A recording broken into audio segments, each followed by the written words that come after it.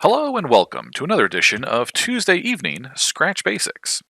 So far, we have two layouts for our labyrinth, two levels.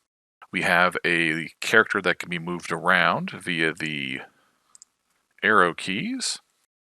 We have walls that they cannot go through, which is kind of important if you're making a labyrinth or a maze. We have a finish line for this first level, i.e. they have to save Frosty. And we have our second level. Now, there's some things we still need to do. Let's go ahead and add a couple more things, and then we'll call this program done. Because with all of these tools at your disposal that we've used, the ones we're going to talk about today, you can make a pretty fun game and share it with your friends and family. Okay, so as we saw first, second level, the cat just shows up right where he left off. And so what we want to do is have them start somewhere else. So we are going to find out what gets broadcast to make that second level happen. There we go, that's start level 2. And we'll just put the mouse where we want to, goodness gracious, the cat where we want them to start. Let's say right here. We're going to do the go to X that shows its current location. Again, when we move that changes. So we'll just grab that and pop it at the end of there. And that way when the second level starts, the cat will show up right there where we want them to. Okay, so the big thing for this level, for this episode of Tuesday Evening Scratch Basics, is we want to add a couple of obstacles to the game. Usually enemies that move around, and we're going to change up the layout a little bit. So let's get started on that. All right, and let's find something that cats really hate, and that's obviously going to be pants. Pants are a cat's worst nightmare. Don't ask me why, but they are. So let's change the size. Ooh, that's way too small. Let's do 20. That's a bit better. Tiny cat pants, terrifying. So what we want to do is we want this pair of pants to move around. And what we're going to do, that I'm just thinking about right now, and again, you can do this differently, but this is the way I want to do it, is I want to have these pair of pants move up and over to the left, and then back and down. Just kind of patrolling on the right top side of this labyrinth. And then when we do that, is we got to do a bunch of stuff first, like we do with the cat. So we need to put in, from the event side, what happens when it gets clicked, what happens when it receives certain messages. So when it gets clicked, so when the green flag gets clicked, we want it to hide, because that's the start of the game. We don't want it to show up until the game starts. Next, when it receives start, we want it to show up. And when Frosty is found, we want it to hide again, because that's time it's over. Perfect. So let's test that out super quick. Excellent. Pair of pants weren't there, and now they are. Now let's get making it moving. So we want it to always start in the same spot. So we're going to go back to motion. We're going to grab that, go to X, Y, and that way it always starts there. Now we want it to keep moving around. So we're going to grab a forever control, pop that under the start as well. We're going to grab a motion, and we're going to tell it to go to a certain area. Now we could just, grab one of these, change X by or change Y by, measure it. I don't want to do that. What we want to do is use this glide 1 second to X and then Y. So those follow the same rules as the go to. Let's pop it up here to the top. We're going to grab that glide, pop that in there. We want to grab the pants and take them to the corner here. Its other patrol point, and then back to where we want it to go. We're just going to remove that. We're just going to duplicate it, make it easy for me. And back to where we want it to be. All right, by doing this glide, it lets it know to do these in order. So let's take a look, see how that looks. Nice. So now we have some moving pants, and it's actually pretty decent speed. But now we need to test it. So let's do that right now. We'll move our cat up. And the big question is, can the cat get over to that opening, since that's the only opening, before the pants come at it? Because we want to make the game fair. We want to make it hard, but we want to make it fair. So let's see if we can get over there before the pants come back. Okay, you can. Perfect. You got to have good timing, but you can do it. So now we have the moving pants, and we know that the cat can avoid them. We need to now put in a condition that what happens if the cat does touch the pants. Well, let's make that easy. We're going to go to Events, and we are going to, what we need to do is go to Sensing, I apologize. And we need to pull out that touching instead of the mouse pointer. We're going to change it to Pants. And what do we want to have happen when it does touch the pants?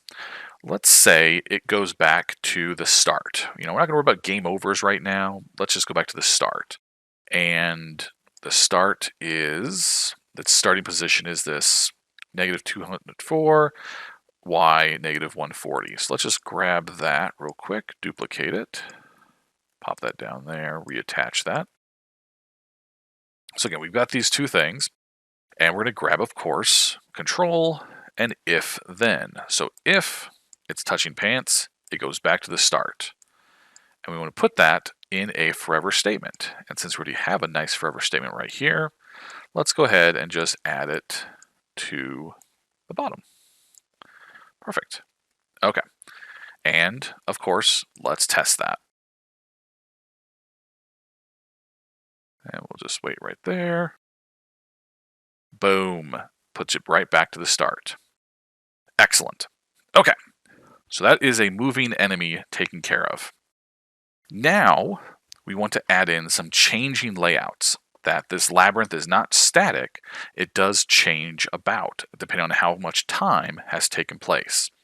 So the way we're going to do that is we see these openings in this labyrinth, and we're going to change up what happens there. So we're going to just stop this because the pant moving is kind of distracting. And we're going to go to, instead of choose a sprite, we're going to go to Paint. And we're just going to grab the line tool, and we're just going to make a line. Now let's see here. Do we want to do a horizontal change up, or do we want to do a vertical? Let's do a horizontal, just to make life a little bit easier. So we're going to draw a line as straight as you can make it. There it is on the screen. And let's move that line where we want it to be. So we'll just drag it on the drawing screen and see if we can. Basically, we want it to go right here where these pants are. Let's move the pants out of the way, actually. All right. Oops, nope. There we go. Go back to the line. And we're just trying to bring that over. It looks like we have to draw it out just a little bit more. All right, so that's a little too fine control, so we need to zoom in so we can get a really nice control of where it goes. Perfect. So that closes off that. And then what we want to do, let's zoom back out, is we want to then open a new path on this outer one, since we just closed that one off. Now remember, the cat is coded to not be able to go through black lines. So we're going to do another line. Let's have it open up, let's say over here. So we're going to do a vertical one.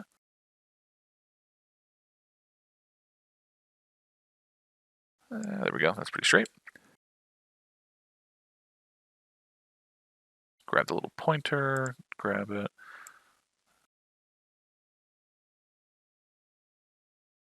That works. And we're going to move this one also to where we want it to go. Again, we have to zoom in so we can get nice fine detail. And we're actually going to make this one a little bit bigger because we don't want it to just connect, we want it to overwrite. So we're going to turn this 4 into a 10. And you're going to find out why. Because instead of black, we want to do white. because we want it to make a new opening, which means putting that white over that black line, which will then let the cat, even though there's black underneath that white, it'll still let it pass because it's the top layer that Scratch looks at. So let's take a look at that. All right, so let's first test. Grab the cat. I'm going to grab the cat. I'm going to see if we can, nope, see we can't go past that line we made, so that works. But this one we did over here, we can't, because it's now, for all intents and purposes, not there. Okay, so now let's add those things that we add all the time. What to do when the green flag is clicked under events, and what happens when you receive certain broadcasts. Start and level 2. When the green flag is clicked, we want it to hide. When you receive start, we will want it to show. And then when the level is defeated, we want it to hide again. And this will cover for both. Now, the thing is, we want them to show up at a certain time.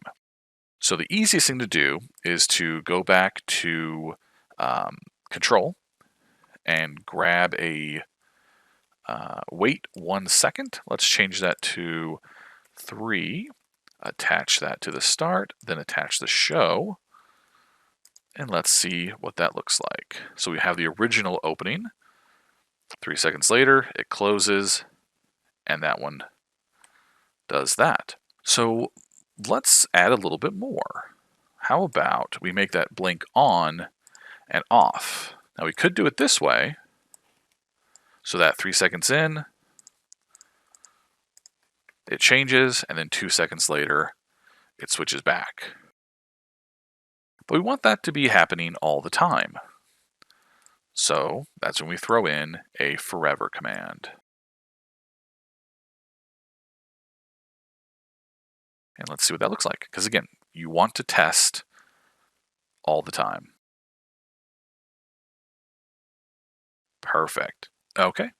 So I think with the addition of these 2 obstacles and everything else we've coded before, you have the foundation to create a game, a Labyrinth game, or even a maze game that you can be proud of and show off to your friends and family. So again, I just want to thank you again for being here for this holiday edition, this winter holiday edition of Tuesday Evening Scratch Basics, and keep coding. Have a good night.